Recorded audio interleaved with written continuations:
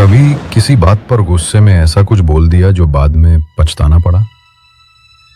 या कभी किसी चीज के लालच में ऐसा कदम उठा लिया जो खुद के ही खिलाफ चला गया? आज की यह कहानी आपको यही सिखाएगी। गुस्सा और लालच दोनों इंसान को खुद के जाल में फंसा देते हैं। एक बार की बात है, किसी गांव में एक बहुत गरीब किसान रहता था। पहाड़ की तलहटी के जंगलों में उसकी जमीन थी। वो रोज सुबह उठकर अपने हल बैल लेकर पौ फटने से पहले ही अपने खेत पर चला जाता था। किरण फूटने से पहले ही वो अपने काम पर जुट जाता था। किसान के हाथ में हमेशा एक सोटा रहता था, लेकिन उसके बैल थे बड़े ढीठ। वे हमेशा एक दूसरे से खींचातानी करते रहते थे। सीत टेढ़ा तिरछा हो जाता था। किसान बैलों की हरकतों से कभी कभी क्रोधित हो जाता था। सोटा चलाते चलाते उसकी हालत खराब हो जाती थी। एक दिन बिगड़कर बोला, रोज की चिक-चिक, हर दिन का बवाल। इन बैलों ने जीना किया बेहाल। भेड़िया इन्हें खा जाए, हो जाए छुटकारा। कम से कम बचे ये झंझट सारा। जंगल के झुरमुट में भेड़िया उसकी बात सुन रहा था। उसके साथ एक सियार भी था। उसने भी किसान की बात सुनी। दोनों किसान की बात सुनकर खूब हंसे। भेड़िया बोला, बैलों की बातों पर खुद ही फंसा। किसान का क्रोध बना उसका फंदा। भेड़िया हंसा। सियार के मुख पर मुस्कान छाई। कहा, चलो अब वादा निभाने की बारी आई। लेकिन दोनों बैलों में उसके बाद बहुत सुधार आ गया और वे हल खींचने लगे। 12 बजे किसान ने बैलों को खोल दिया। दोनों घर की तरफ भागने लगे। भेड़िया ने उनका रास्ता रोका। भेड़िया को सामने देखकर किसान भी डर गया। उसने बैलों को दूसरी तरफ हाँक दिया। भेड़िए ने जोर से कहा, कहां ले जा रहे हो? तुम उन्हें बचा नहीं सकते, वे तो मेरे हैं। किसान चुप था। उसके तेवर से वो डर गया था। उसका शरीर कांपने लगा। रुआंसा होकर बोला, जी ये बैल तो मेरे हैं। तुम मेरा रास्ता क्यों रोक रहे हो? मैंने तो तुम्हारा कुछ भी नहीं बिगाड़ा। भेड़िया बोला, ये बैल तुम्हारे कैसे?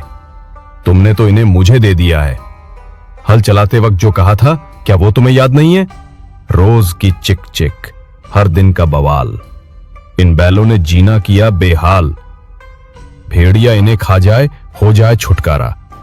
कम से कम बचे ये झंझट सारा। क्या तुमने नहीं कहा था? इसलिए उन्हें लेने मैं आ गया हूं। अब तुम्हारी परेशानी हमेशा के लिए मिट जाएगी। किसान धैर्य बटोर कर बोला। आदमी गुस्से में आकर न जाने क्या बोल देता है। गुस्सा उतरने पर वो सब भूल जाता है। मेरी बात और किसी ने सुना है? मैंने लिखकर तो नहीं दिया। भेड़िया बिगड़कर बोला, ख्याल करो तुम ये बोले थे या नहीं। जो अपने वादों को भूल जाता है उसे धिक्कार है। किसान ने पूछा, इसका गवाह कौन है? भेड़िए ने ठठाकर हंसते हुए कहा, गवाह चाहते हो? अच्छा, मेरा गवाह सियार है। किसान बड़ी मुसीबत में फंस गया। चोर का गवाह शराबी। उसने पूछा, तुम्हारा गवाह कहाँ है?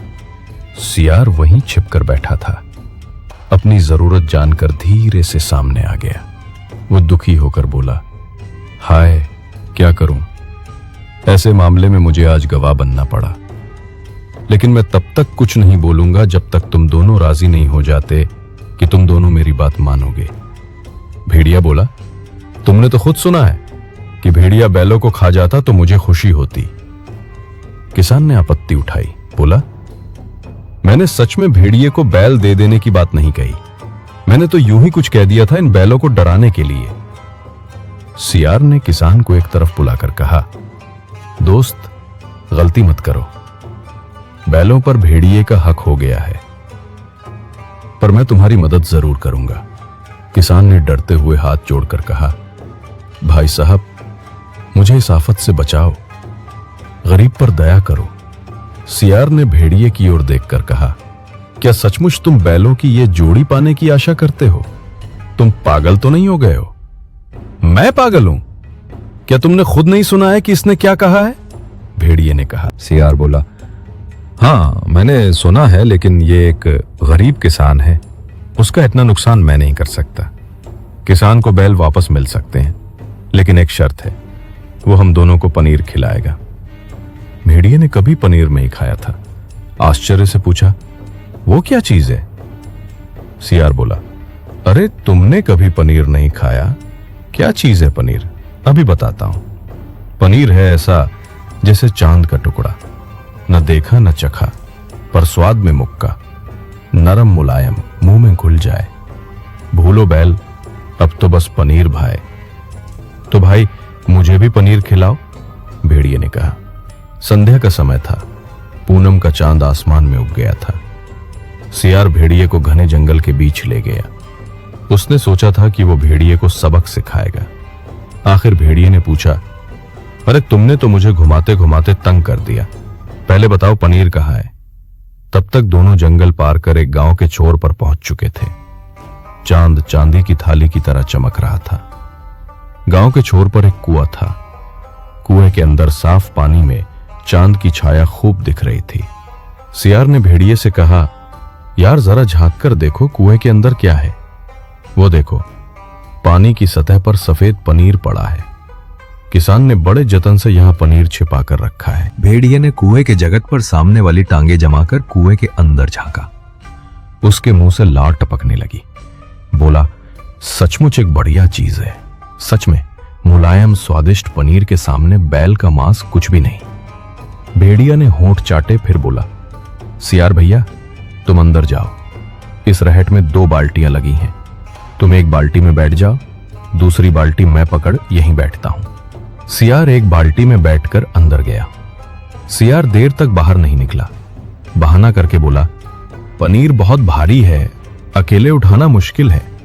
मैं तो अकेले उठा नहीं पाऊंगा, तुम भी अंदर आ जाओ, दोनों उठाएंगे। यही दोनों थोड़ा खाएंगे, हल्का हो जाने पर ऊपर ले जाएंगे। खाने की बात सुनकर भेड़िया सब्र नहीं कर सका।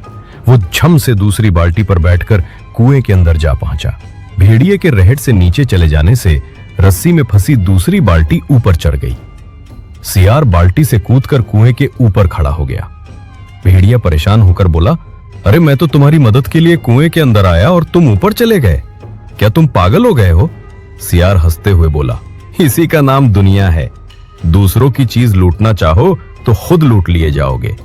बेचारे गरीब किसान का एक जोड़ी बैल मारकर खाना चाहते थे ना, खाओ अब खूब पनीर खाओ।